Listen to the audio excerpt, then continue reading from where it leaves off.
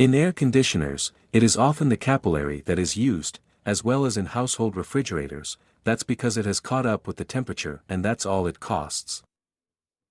Hello friends. We continue to study the device of the air conditioner. We have already considered the device and the principle of operation of the four-way valve compressor. Now we will consider another element of the air conditioner, a throttling device. They come in three types. The capillary, specifically this part here, is the capillary, the temperature control valve and the electric control valve. The thermoelectric control valve is used in refrigerating machines, in which the cooling capacity must change depending on external conditions. In air conditioners, it is often the capillary that is used, as well as in household refrigerators. That's because it has caught up with the temperature and that's all it costs. The rasulating device consists of several parts. Directly the capillary itself, twisted into a ring. This is a tube with a very small cross-section. There are about 10 different types of them, depending on the power of the air conditioner. Then there is an interesting device called a check valve.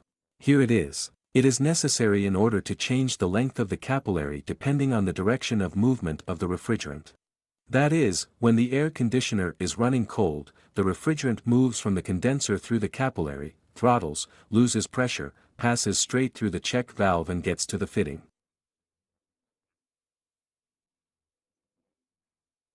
This is already directly on the outdoor unit of the air conditioner. The main line is already connected here, goes to the indoor unit, and when the cycle is reversed, the refrigerant moves in the opposite direction. In this case, the valve is closed and the refrigerant does not go directly through it, but passes through this section of the capillary. That is, in this way the capillary lengthens and the pressure difference changes. Let's cut all these elements, see what's inside. Here is our throttle disassembled. So I cut out the middle of the valve. It consists of a conventional sleeve, a pressed-in wall tube, in which there is a cone valve. And when Latigen moves in one direction, he opens it, when in the other direction, he blocks it. Here it is. This barrel is our filter. Here is an ordinary fine mesh for filtering out all sorts of mechanical elements so that they do not clog the capillary. And there is the same filter on the other side. Now I will explain why you need to lengthen the capillary. Here is our diagram from the last video, this one. Well, a little modified. I added a four-way valve here, a schematic designation. What is the driving force of the heat exchange process? The driving force of the heat exchange process is the temperature difference. Heat moves from colder to hotter. Let's say we have 25 degrees of heat outside, the temperature of the refrigerant at the outlet of the compressor is 60 degrees. With this mode of operation, the capillary length is allowed to be 1 meter. With such a capillary length, we have a pressure difference. Let's say there are 14 atmospheres in a high-pressure circuit, 4 atmospheres in a low-pressure circuit. Here we have a refrigerant temperature of 60 degrees, an ambient temperature of 25 degrees, respectively. The heat moves here.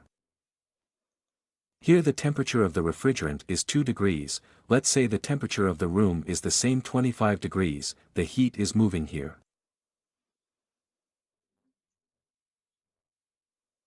When switching to heat, the four-way valve switches to a different position.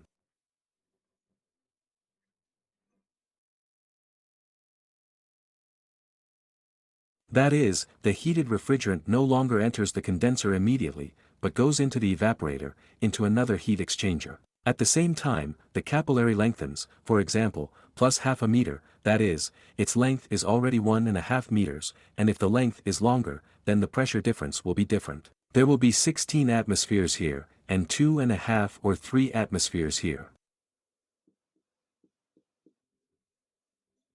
What is it for? This is necessary in order to take heat from the environment, the temperature of which is quite low in the cold season. It's not 25 degrees anymore, but 0 degrees, let's say.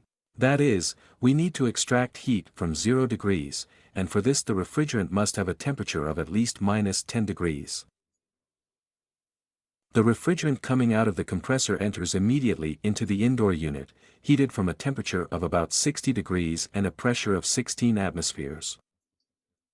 Passing through the evaporator of the indoor unit, it heats the room air.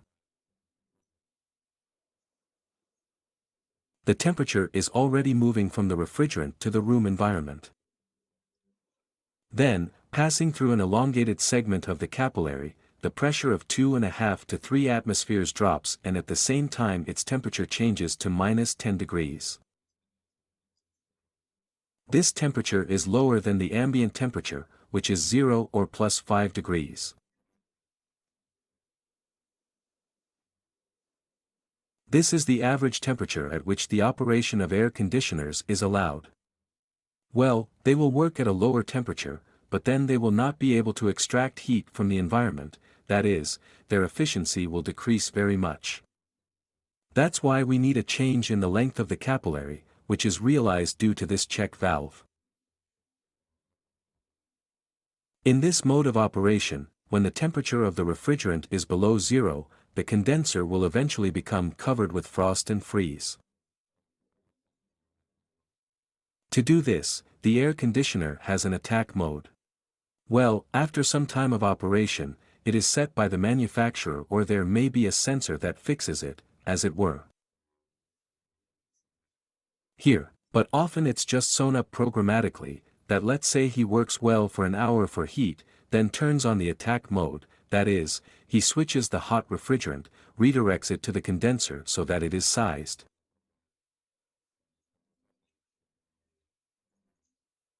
Well, it's like the same in your home refrigerators. You open it, run the temperature of the room air there to melt these ice blocks.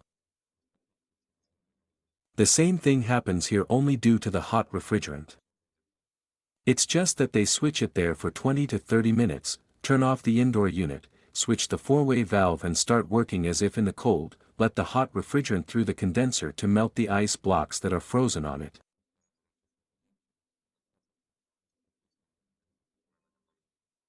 Then the heat turns on again in normal mode. If you liked this video, we like it. Questions, as always in the comments. Don't forget to subscribe to the channel. Thank you all for your attention, bye to everyone.